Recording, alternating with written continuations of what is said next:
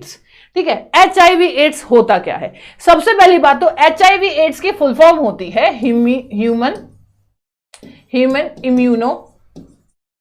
Immuno deficiency virus. Human immuno deficiency virus Hindi English में same है। Ads को बोलते हैं बच्चों, एड्स को क्या बोलते हैं? एड्स होता है एक्वायर्ड इम्यूनो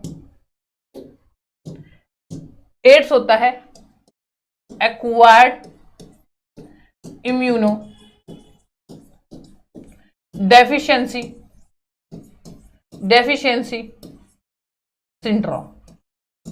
सिंड्रोम शब्द का मतलब होता है कोई बीमारी, ऐसी बीमारी जो किसी इंसान के इम्यून सिस्टम को इफेक्ट करे।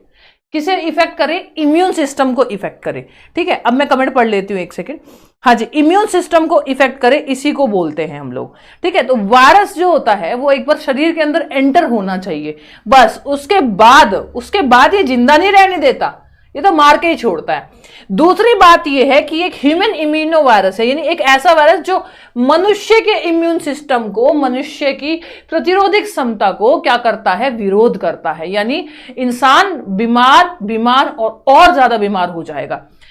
एक्चुअल में एड्स क्या करता है कि हमारे WBC को किल करता है। WBC को क्या करता है? किल करता है, मारता है। अब कितने स्टूडेंट ऐसे हैं जो WBC के बारे में नहीं जानते? WBC को बोलते हैं हम व्हाइट ब्लड सेल, श्वेत रुधिर कोशिका। हमारे शरीर के अंदर WBC बहुत सारी होती है, श्वेत रुधिर कोशिका बहुत सारी होती है। ये क्या काम करती है? ये प्रतिरोधक क्षमता बढ़ाती है, हमारी शरीर की सेफ्टी करते हैं, इम्यूनिटी बढ़ाती है। यानी अगर किसी के शरीर के अंदर WBC अच्छी है तो उसकी इम्यूनिटी पावर काफी अच्छी होगी। यानी अगर किसी इंसान को कोरोना वायरस हुआ है तो उसकी ऑब्वियस सी बात है WBC घट चुकी होगी।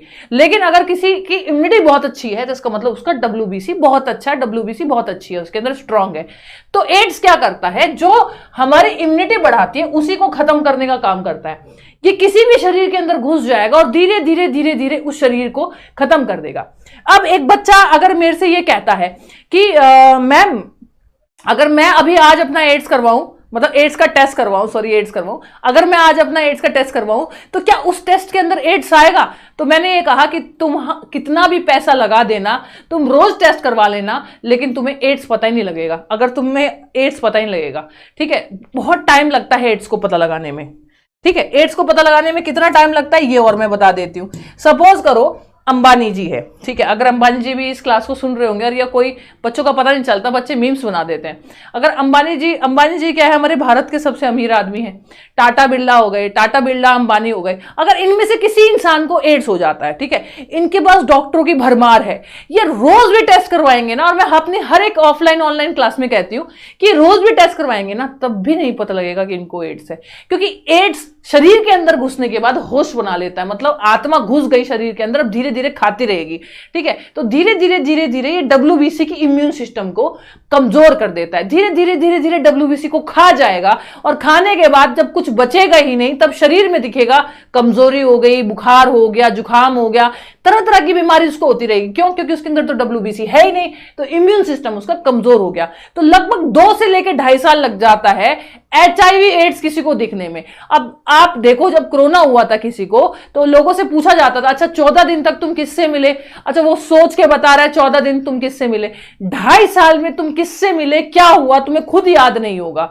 तो इस तरह से एड्स जो होता है 2.5 से लेकर 3 साल, लगभग 2, 2.5, 3 साल लग जाते हैं समझने में कि भाई इंसान को एड्स है। और वो भी तब पता लगता है जब इंसान उभरता ही नहीं है बीमारी से, तब डॉक्टर कहते हैं अच्छा चलो एड्स का टेस्ट करवा लेते हैं एक बार। ठीक है, अब एड्स का टेस्ट करवा लेते हैं एक बार। तो एड्स का जो टेस्ट होता है उस टेस्ट का नाम होता है एलिसा। तो एलिसा को सब पता है, वो वाली एलिसा नहीं, ठीक है, ये एलिसा टेस्ट होता है। और एलिसा टेस्ट का जो फुल फॉर्म होता है वो होता है एंजाइम लिंक्ड, ठीक है, ध्यान से सुन लो अभी, ठीक है, enzyme linked immuno sorbent, enzyme linked immuno sorbent assay. ये फुल फॉर्म होती है किसकी? ये फुल फॉर्म होती है आपके एलिसा टेस्ट की। ठीक है, अब ये हो किस किस से सकता है भाई? अब सभी को पता है कैसे कैसे हो सकता है, कैसे कैसे हो सकता है। 4 कारण है इसके होने के। ठीक है, हो कैसे सकता है, हो कैसे सकता है, ठीक है, ठीक है, कैसे हो सकता है, हाउ। जल्दी से बताइए किन किन कारणों से ये हो सकता है, फटाफट से बताइए। हाँ, तो इसमें सबसे पहला मैं बताऊंगी ब्लड ट्रांसफ्यूजन। ठीक है, ब्लड ट्रांसफ्यूजन, ब्लड ट्रांसफ्यूजन, अब हिंदी में इसको हम लोग बोलेंगे रक्तदान से। सपोज करो कोई इंसान ऐसा है जो संक्रमित है, ठीक है, कोई इंसान ऐसा है जो संक्रमित है, जिसको एड्स है ऑलरेडी, और वो दान कर देता है, क्या दान कर देता है भाई, वो दान कर देता है ब्लड। तो ऑब्वियस सी बात है ब्लड से ब्लड टच होगा, ठीक है, हो जाएगा। क्योंकि एचआईवी एड्स क्या कहता है, एचआईवी एड्स कहता है कि तुम मुझे खून दो मैं तुम्हें हो जाऊंगा। ठीक है, इसका एक नारा है तुम मुझे खून दो मैं तुम्हें हो जाऊंगा। ठीक है, तो ब्लड ट्रांसफ्यूजन से होता है एसटीडी, सेक्स ट्रांसमिशन डिसीज, यौन संक्रमण से भी होता है, बिना सेफ्टी के यौन संक्रमण से, बिना सेफ्टी के सेक्स करने से भी क्या होता है, एचआईवी एड्स होता है। दूसरी बात ये हो गई। तीसरी बात क्या होगी, तीसरी बात होगी जो भारत में सबसे पहली बार सबसे ज्यादा फैला था, इंडिया में सबसे ज्यादा एक ही जगह से फैला था, और वो फैला था इंजेक्शन से। किससे फैला था, इंजेक्शन से। ठीक है, इंजेक्शन तो समझ में आ रहा है ना, अब इसमें कोई बच्चा ये तो नहीं बोलेगा मैम हिंदी में लिख दो। इंजेक्शन से सबसे ज्यादा भारत में फैला था, जबकि सेक्स ट्रांसमिशन डिसीज से, यौन संक्रमण से हमारे भारत में यह बीमारी नहीं फैली थी। दूसरी बात है मां से बच्चे में, मदर टू चाइल्ड, मां से बच्चे में क्या होगा बच्चों, मां से बच्चे में। बच्चों अगर किसी बच्चे को एचआईवी एड्स है जो अभी पैदा हुआ है, तो कारण क्या हो सकता है, सबसे बड़ा एक कारण यह हो सकता है कि उसकी मां, जब मां प्रेग्नेंट होती है, जब कोई भी महिला प्रेग्नेंट होती है तो उसके कुछ टेस्ट होते हैं, जैसे शुगर टेस्ट होता है, एचआईवी टेस्ट होता है, हेपेटाइटिस बी का टेस्ट होता है, आरएच फैक्टर का भी टेस्ट होता है। तो ये 4 टेस्ट तो बहुत जरूरी है, मतलब अगर कोई भी महिला प्रेग्नेंट है तो ये 4 टेस्ट तो उसके होने ही है। पहला शुगर, दूसरा हेपेटाइटिस बी, तीसरा एचआईवी एड्स, और चौथा मैंने अभी आप लोगों को बताया आरएच फैक्टर। ये 4 टेस्ट तो उसके होने ही होने हैं, चाहे कुछ भी हो जाए।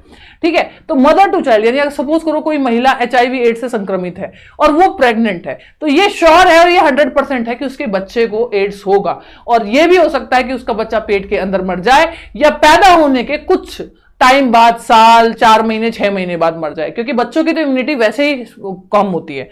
ठीक है, तो इस तरह से मैंने आप लोगों को पूरा एड्स समझाया कि एड्स क्या होता है। तो ये सबसे पहली बार हुआ था यूएसए में, और जब ये यूएसए में पहली बार हुआ था तो यूएसए में जिस इंसान को हुआ था उसने कहा मुझे हो गया, मैं तो सबको मार दूंगा। तो उसने एक साथ लगभग, ये बोलते हैं कि 200 से 400 ऐसा डाटा निकाला गया है, कोई 200 बोलता है, कोई 400 बोलता है, 200 से 400 लोगों को एक साथ यूएसए से हुआ था। फिर ये यूएसए से इंडिया में हमारे साउथ इंडिया में आया था।